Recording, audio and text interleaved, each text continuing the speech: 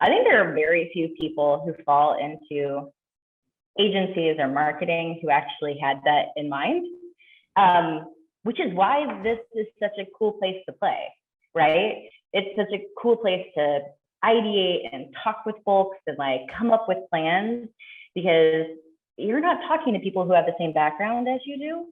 And I gravitate towards that, right? So my background started in publishing and working for an organization that was having a really tough time digitizing their efforts.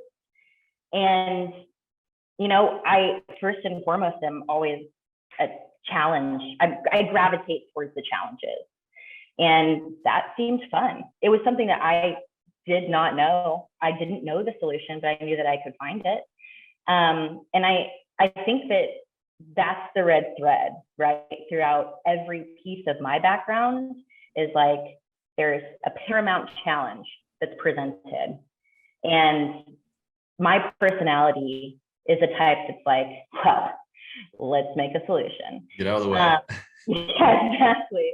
And I think that led me really easily into marketing, because that's what I do day in and day out. If we get back to like what my role is, I mean, if I had to like elevator style it, right? I make solutions all day. And what the challenges might vary dramatically, but I think that making sure that that challenge is what I do and like presented to me, and that attack mentality is always a part of what I've done in the past. Whether that be with, making sure there's digital elements to an old school, print publication, or making sure a museum is, connecting with their audiences outside of the four walls, or making sure that like a, regional pizza brand can be on national doorsteps. Those are challenges. And I'll always be there to make sure that there's a solution. So this brings up a question, and I'm not sure how you'll answer this, but you and I even recently have been on some calls where, people come to us, they've got a pain point, they've got a problem, and it's a tough one usually. It's not like, oh, this is easy, we'll go talk to native, and it's like, we don't know what to do. A lot of times, like we really don't even know if this can be solved, and we're nervous about this, and this is gonna be really hard, and we're not sure if it can be solved. We're not sure if you can solve it. And you can see that they're just like, they've tried and it's not working. They haven't made progress on it.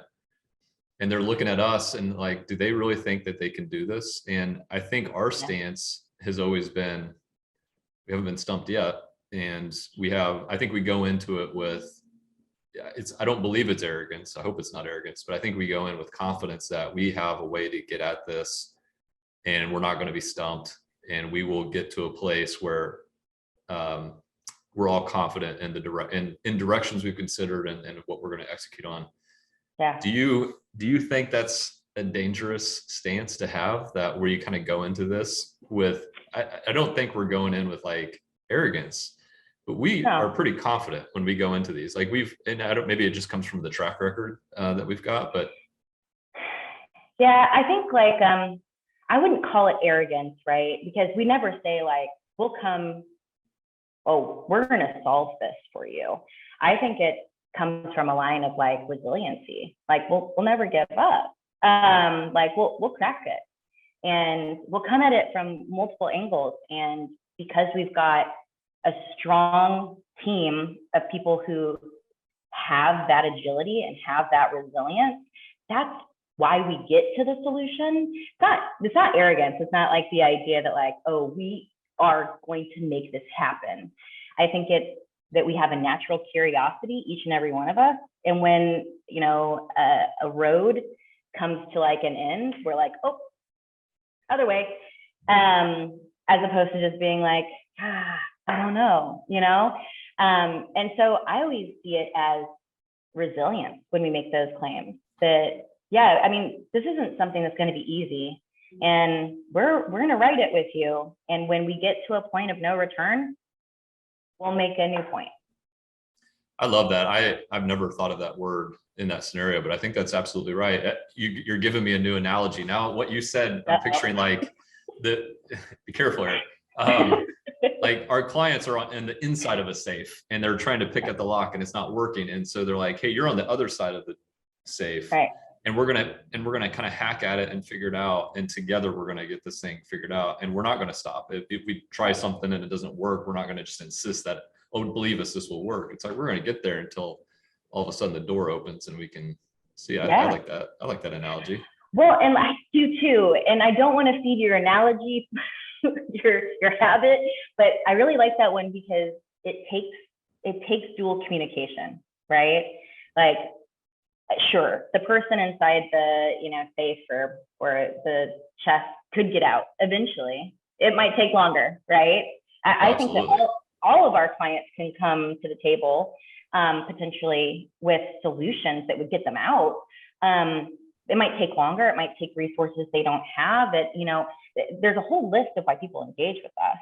I think I look at our role as more of like the conduit to bombastic explosion outside, right? And that takes connection. It takes talking about what's been tried and then not doing it anymore. It takes collaborative communication along the way. And that's really cool because, we don't want to insulate with our solutions. That's not the best way to do it. We want to look for outside resource. And sometimes that's our client group. Sometimes it's completely outside of both of our spheres, most of the time. So I like the analogy.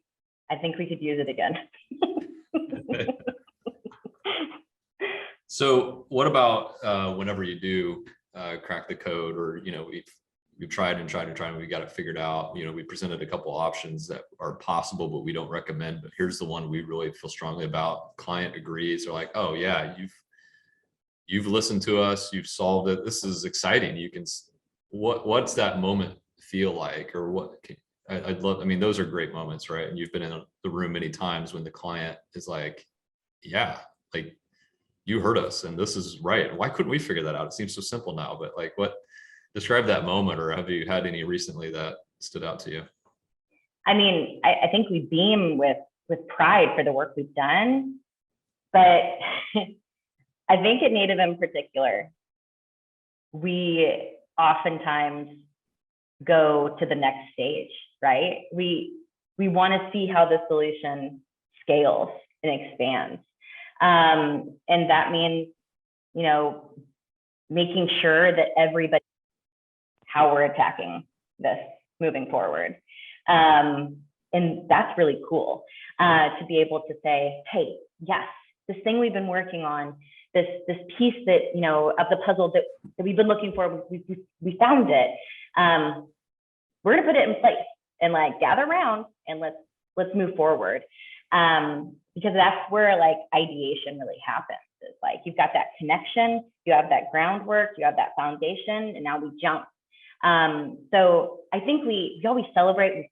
We feel super excited about solving that challenge, but both the exciting part and maddening part of our job is it's never ending. It's constant, momentum driven. So I think we very rarely say, hey, cool, pause. We want to ride that momentum. We want to push it forward. We want to make sure that it's going to be more than we ever expected. That's what it feels like, is an energy as opposed to celebration. I feed off of sometimes like the little statements that we hear, especially for maybe sometimes like a CEO who wasn't heavily involved in the selection process and potentially maybe even discounted what this was going to do for the company. And then when they get involved and they see what it is, I mean, you've heard CEOs say, I heard one, say, I have hope now. I mean, they were really like, what are we going to do? And I don't think they had a lot of faith in what this engagement was going to do. And now all of a sudden he's like, I have faith. They're not talking about marketing. They're talking about the company. Yeah. And some of these, some of this stuff it's wild. I think there's times where we just add so much clarity and they can kind of see a little bit further and what the impact could be. And we're not projecting anything false on them. It's just who they are. And it's like, wow, you just kind of shoved all the unimportant things and the noise out of the way. And we've got a path now. And that confidence that they have walking out, that's awesome to see. Yeah, one of my favorite things that I've ever heard, I think it's something that actually is said a lot, maybe internally from our clients, but this was verbalized, was this is a lot bigger than we expected, right? Like our opportunity that we have is so much more than we thought it was. And that's so cool to hear, because it's what we think, whether the challenge is small or already, large. I think we come at it from a perspective of like what it could be versus what it is now. Because it's easy to chunk things as just like projects, right? That need to be done, tasks. In actuality, some of those tasks, some of those projects, some of those like small ideation, stepping stones can really open your eyes to the bigger opportunity in front of you, and to be able to share that with, a client and an internal team, where you sit there and you're like, yeah, that's cool. Like that's something. That's something that we'd talk about. That's something that they would. That feels great. I agree. I mean, and I think we do it pretty frequently also. I mean, that's such a cool statement for them to say and verbalize. But yeah, there's often times where we're like, hey, this should be part of a national narrative, or there's a national narrative already going on, and this is how you relate to that. Like that's just one example. And they're like, oh yeah, we are far more relevant, and we have a play to make here. And that's cool. It's like sometimes we dream bigger, I think, for them. And I don't think we're being like naively idealistic. There's a real play to make on a lot of these cases, but someone's got to see it and then have a path of like, and here's how we execute on that, by the way, too. Yeah, I think we've got a good blend of folks who come at this from aspiration and like starry eyes versus like rooters, right? And the collaboration between the two is really important, because if you have a team that is just folks rooting, your ideas are so small, you have a ceiling naturally built in. And then, if you've got some starry players and that only, then the blue sky will forever remain the blue sky, and you will float off into oblivion. So I think that it's good to have at least those roles and responsibilities netted out in the project scope, is figuring out like, okay, who's doing what at what points in time, so that we really have a good checks and balances system of presenting ideas and solutions that get to what we need, but that provide a little bit of runway. It's such a great point. I mean, you can get the people who float around in the clouds and they'll dream up all these things. And as we know, that stuff there's no throughput to it, never hits the real world. And again, that's a good example where a CEO can come right in and they'll be like, oh yeah, nice idea, that we got to execute on this now. Yeah. But I think having that performance team and also just good planners who understand like, how does this hit the ground? And and we can pull all that through. That's where that stuff gets dropped so often. And I think we do a good job of like validating that the ideas are right, proving that sometimes they're not right, and then iterating on that, right? Just keeping on it and then seeing it through. And it's pretty rare to see it pull all the way through. I think I think it's a function of our size. I think we communicate really well based on our size. I would agree. I mean, the players always do. As we grow as a company, I think we understand what it takes to be a native digital person, like somebody who is going to dig in and make sure that we keep those values in the forefront of how we go about our work. But our size is hugely a positive for us in lots of ways. Having remote employees has really tested our ability to maintain that communication and make sure that we're functioning in ways that feels connective while we're very much apart. With COVID and with our agency being remote for a little bit of time during that, I think we figured out what works, what doesn't, how we can go about this in a way that doesn't feel forced. I think I heard a lot of people like forcing collaboration, right? Or like forcing measures to make sure that the values of the company were present. And I think that we did what we had to, which is like lean on employment and just lean into folks who are naturally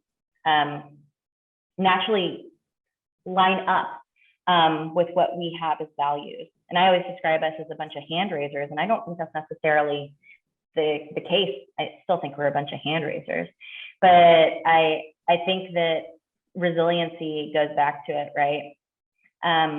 We want to make sure that the project is good. We want to make sure that the engagement is good, and it's not because of our name being on it as like individuals. I think it's because we inherently want it to be good, which is different than a lot of other groups, like this isn't a reputation build for us. Like reputation's great. I think that's important, but individually, we all thrive off success. That's not because we're trying to build a reputation. And that humility plays into our resiliency as opposed to arrogance when we come about making sure that we're achieving what we need to. How do you think we got there? Goodness. Admittedly, I think flexibility probably played into it quite a bit in the upfront, right?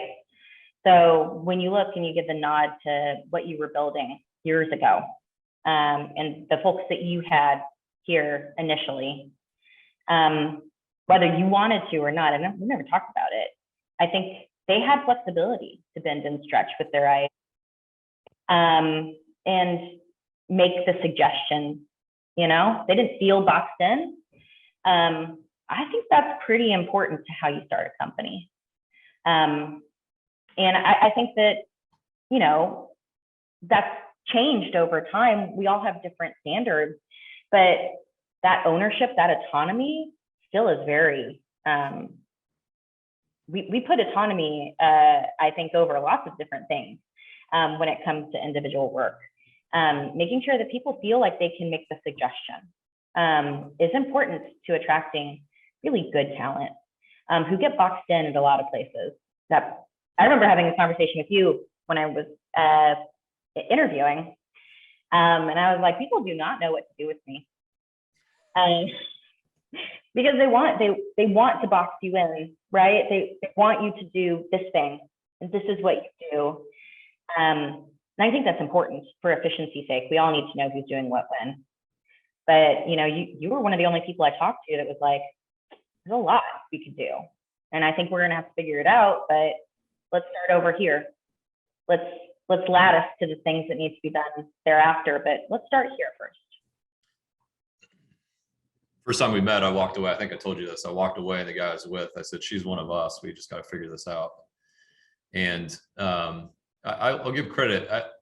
That someone did that for me once, and they didn't have a role, but they met me and they're like, you should be here. And I went in and ended up staying for a while.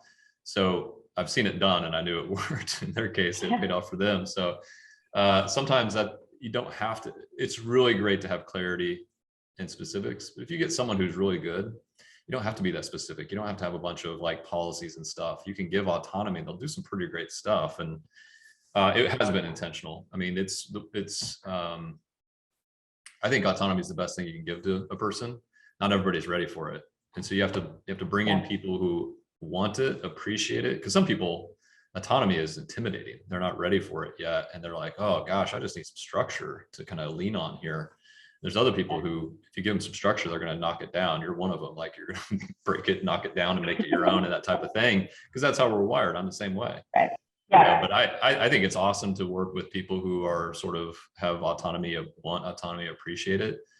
You end up with a little bit more experienced team. You end up with you're far more adaptable. You don't have to invent and predict every single way something could go wrong and make a policy around it, which is what you do at a larger organization, right? You just come up with more and more rules, and pretty soon the only people who want to work there are just rule followers. And then they wonder Yeah. why they're not innovative. Well, it's like you've beat it out of the whole team. So we have that advantage at our size. Why would we beat it out of our team at this size? We're still being formed right now. Yeah, I think it stretches. I mean, it stretches across from like the culture of how our team operates, right into like how we work with our client groups, right? Our clients like the idea of us being buttoned up, coming with a recommendation, and then be able to dig in, like sleeves up, and like let's touch it a little, like let's workshop it, and like let's nuance it. Because I do think that sometimes that's the area that they've got for their hands to be in. And I don't want to close that door for them. I want them to feel like they've got the ability to put their fingers on what they want to. We're here as a partner. And that's through and through. We'll always come with the recommendation. We'll always help with guiding language. We'll always help, make the decision. But we're not here to force, and we're not here to push something that doesn't belong. Our clients know them the best, right? We are here to provide a different perspective. We are here to provide, a different in ideation. But we're not here to autonomously work in the way where we go away for a while and then come up and then it doesn't work, but here you go. I always say, I never know where I learned it, but success resides in the house of expectation. And I feel like it's both ways. Like with the autonomy on the inside, you have to know where your autonomy is. And then, on outside, as far as partnership, it's like understanding where our clients want to be, where they don't. All of that leads to success.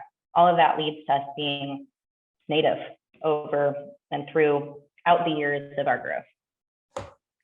You've made some excellent hires this year. Why do you think that they joined? I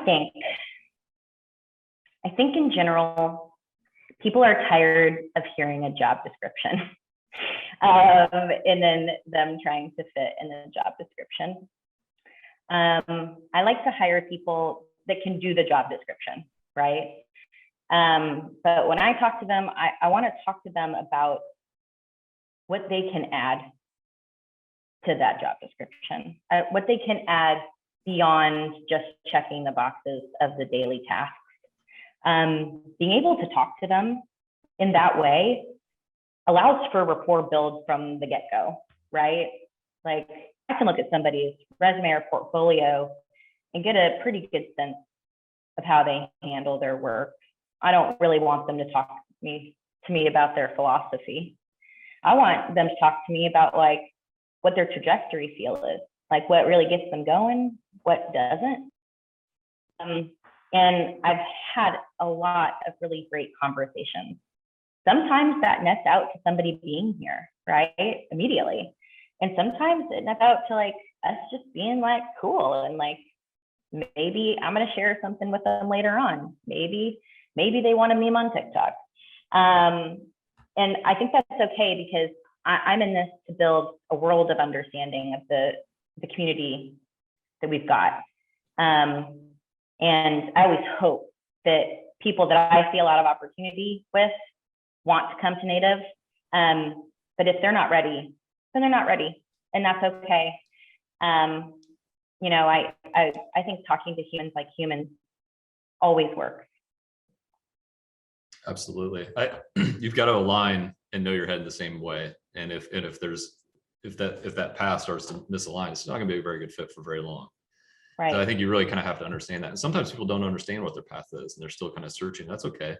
And keep exploring. And sometimes you can go someplace and explore and figure that out. But yeah, you're right. You got to connect there. And I love what you had to say about what you add to it. Because that's what we're always looking for is like people talk about culture fit. I like culture add more. I think you got to fit with the value system, but you don't need to fit a mold. In fact, you need to kind of show how you break the mold. I think is probably a better way. Yeah. So I like that. Yeah, I really like I don't always lean on culture add or culture fit, but I like the idea of like cognitive diversity. Like how we go about the end is always really important. And it's like it stems from who you are as a human. We cannot separate the human from the work. we really can't. So it's figuring out like where the connection point is, and how it feeds somebody at the end of the day is really important. Everybody's got their different needs when it comes to being a functional human that also works. So stripping that down and making sure that we have an understanding of, all right, what I need. And that doesn't have to be like a 5-year journey and trajectory. I couldn't tell you a 5-year journey for myself, but I could tell you the ideals in which I want to move forward with and the things I want to leave behind. And just that question, I think, gets people going,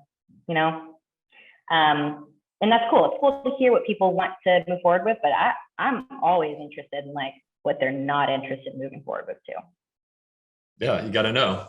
You talk about 5-year journeys, so I'm going to press you on that. Oh, man. Not for yourself. Good. If you had to make a prediction on what Native might look like in 5 years, what we might feel like, where we go, where we don't go, any thoughts come to mind when you think about 5 years down the road or further? Yeah, so many do. I worked at a very similar agency, maybe 5 or 10 years later than kind of Native is where it is now. And I've seen a trajectory there. It's not necessarily one I would recommend. And I don't see that for Native, right? I don't see us becoming disconnected or wild when it comes to the clients we intake or our outgrowing our processes, not maintaining, because I know the key players here. I think that those things that happen when you grow, when you become bigger, when you become older and more mature in an industry, I don't think we'll care about them the way that others do. We're not here for rewards. We're not here for the high accolades. And because of that, I see our continuation of homegrown independence. I see us looking back and seeing our departments thrive at the hands of individuals who started here in their profession or really started their management here. I see people doing things with our clients outside of the walls of Native and becoming still really important members of the Kansas City community and beyond. I see our footprint being quite larger than what it is here, but maybe not in one spot. And that's really exciting to me. I always think about Native as a constantly evolving entity. I never think of it as like what it is now versus what it was then or what it can be in the future, because every day it breathes. And because of that, I think it's easier to see the future just as an ebb and flow of how we are today. I would like us to really maintain some of those key values. And I think we can and will. But I think in general, we'll have other people leading certain things and it will feel really good. And I think that growth strategy is starting. It's something that we planted the seeds for, that we're nurturing, that we're watering with the decisions we're making. And I feel really lucky to be a part of that. It's stressful sometimes, it's maddening sometimes, and it's fulfilling all the time. But I think the future is closer than it is far for us. Yeah, there's a half-baked thought that's been rolling around in my noggin lately, which is a lot of people in our sort of networks, I think they know us a couple different reasons maybe, but one of them is they know us because we grew fast. And as you know me, I think fast is pretty good. Fast is a good thing. But more and more, I'm like, fast is good, but far is better. And so Yeah. what's far? What's far for us, and what's worth going far on? That's a tough question to answer, but I think we're getting closer to what that is.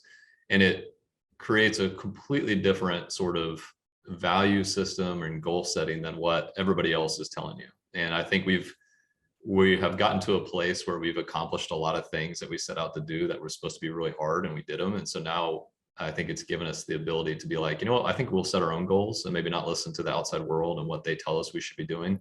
Because there's a never ending supply of that. You guys got it. And it's always something that's supposed to be really important. And by the way, we've done a lot of those things, and you know how good it felt? It felt good for about 5 minutes, right? Yeah. There's other things we've done that felt good for years, but those aren't the things that people tell you is important. So I think we're creating our own system of what matters. The outside world may not understand or see it, but we understand it. And I think I think we have our minds right on what matters most. I hope we do. I think most of us do. So I agree. I think that'll be our guide. Yeah, that's super exciting. And I mean, like leaning into like what it is that excites us, you know, making sure that we always have something there that is going to excite us. I never see native departing from that, ever. And that's exciting, because I think lots of different groups would leave that in the dust for growth, right? Like, where's the dollars? Where do we want, you know, to be? It doesn't really make space for, I don't know, how do we want to do it? Like, or what's going to get us there doesn't leave space for what fills us.